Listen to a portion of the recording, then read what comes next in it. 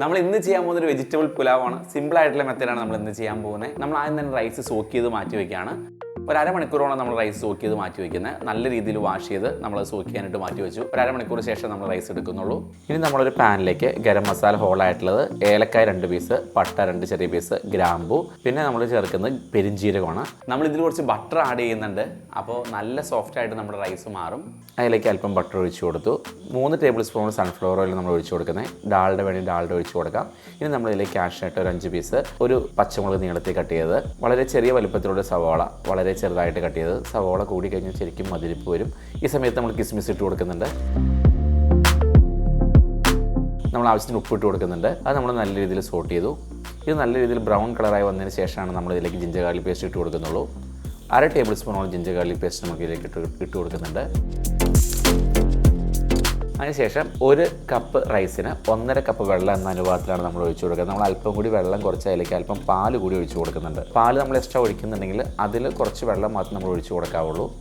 ഈ സമയത്താണ് നമ്മളിതിലേക്ക് വെജിറ്റബിൾസ് ഓരോന്നായിട്ട് ഇട്ട് കൊടുക്കുന്നത്. ഇതിലേക്ക് നമ്മൾ പൊട്ടാറ്റോ, ഗ്രീൻ പീസ്, ക്യാരറ്റ്, നമുക്ക് ആവശ്യത്തിനുള്ള അളവ് എടുക്കാൻ പറ്റും. വെജിറ്റബിൾസ് നമുക്ക് ഇഷ്ടമുള്ള എടുക്കാം. നമ്മളിതിൽ കോളിഫ്ലവർ എടുത്തിട്ടില്ല. നമ്മളിതിൽ എടുത്തിരിക്കുന്നത് പൊട്ടാറ്റോയും ക്യാരറ്റും ബീൻസും മാത്രമാണ് എടുത്തിരിക്കുന്നത്. പിന്നെ ഗ്രീൻ പീസാണ് നമ്മൾ എടുത്തിരിക്കുന്നത്.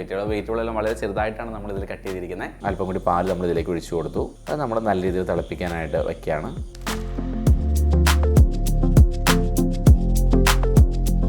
ഈ നല്ല രീതിയിൽ വാഷ് ചെയ്ത് നല്ല രീതിയിൽ സോക്കായിട്ട് റൈസ് നമ്മൾ സ്ട്രെയിൻ ചെയ്ത് മാറ്റി വെച്ചു. ഈ സമയത്ത് വെജിറ്റബിളിലെ ചെറിയ സ്കമ്മോ പൊന്തി വരെ നമ്മൾ കോരി മാറ്റി കളയുന്നുണ്ട്. പത മാത്രമേ കളയുന്നുള്ളൂ, ഒട്ടും വെള്ളം കളയുന്നില്ല. അപ്പോൾ നമ്മുടെ വെള്ളം നല്ല രീതിയിൽ തിളച്ച് വന്നിട്ടുണ്ട്. വെജിറ്റബിൾ എല്ലാം അത്യാവശ്യം കുക്കായി. ഇനിയാണ് നമ്മൾ ഇതിലേക്ക് റൈസ് ഇട്ട് കൊടുക്കാൻ പോകുന്നത്. അപ്പോൾ നമ്മുടെ ചാനൽ ഇഷ്ടപ്പെടാൻ എന്തായാലും സബ്സ്ക്രൈബ് ചെയ്യുക. ഈ സമയത്ത് നല്ല രീതിയിൽ തിളച്ച് വരുമ്പോൾ നമ്മളതിലേക്ക് സ്ട്രെയിൻ ചെയ്ത് മാറ്റി വെച്ചിട്ടുള്ള ബസുമതി റൈസ് ഇട്ട് കൊടുക്കുന്നുണ്ട്. അല്പം കൂടി നെയ്യ് നമ്മൾ ഈ സമയത്ത് ഒഴിച്ചു കൊടുക്കുന്നുണ്ട്. അപ്പോൾ റൈസ് പരസ്പരം ഒട്ടിപ്പിടിക്കില്ല. നല്ലതായിട്ട് തന്നെ ഓയിൽ മയം ഉള്ളതോട് ഒട്ടിപ്പിടിക്കില്ല. നമ്മളൊരു നുള്ള് പഞ്ചസാര, അല്പം കൂടി ഉപ്പ് നമ്മൾ ഇട്ട് കൊടുക്കുന്നുണ്ട്. ഈ സമയത്ത് നമ്മളിതിൻ്റെ ഉപ്പ് നോക്കുക.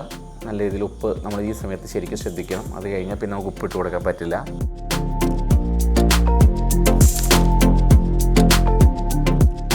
ഒരു നാരങ്ങയുടെ പകുതി പീസ് നമ്മൾ പിഴിഞ്ഞതിലേക്ക് ഒഴിച്ചു കൊടുക്കുന്നുണ്ട്.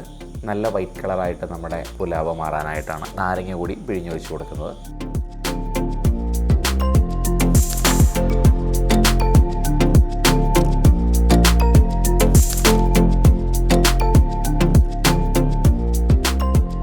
നല്ല രീതിയിൽ നമ്മൾ മിക്സ് ചെയ്തിട്ട് ഇനി നമ്മൾ അതിൻ്റെ മുകളിലേക്ക് മല്ലിയിലയും പുതിനയും ഫ്രൈ ചെയ്ത് വെച്ചിട്ടുള്ള ഒനിയനും കറിവേപ്പിലയും കൂടി നമ്മൾ ഇതിലേക്ക് ഇട്ട് കൊടുത്തു. നമുക്ക് ഈ സമയത്ത് വേണമെന്നുണ്ടെങ്കിൽ പൈനാപ്പിൾ വേണമെന്നുണ്ടെങ്കിൽ ആഡ് ചെയ്യാം. 1/2 ടേബിൾ സ്പൂൺ നെയ്യ് കൂടി നമ്മൾ ഇതിലേക്ക് ആഡ് ചെയ്തു. അപ്പോൾ ശരിക്കും ദമ്മിൻ്റെ ഉള്ളിൽ നല്ല നമ്മൾ ദം പൊട്ടിക്കുമ്പോൾ നല്ല സ്മെല്ലായിട്ടത് മാറും.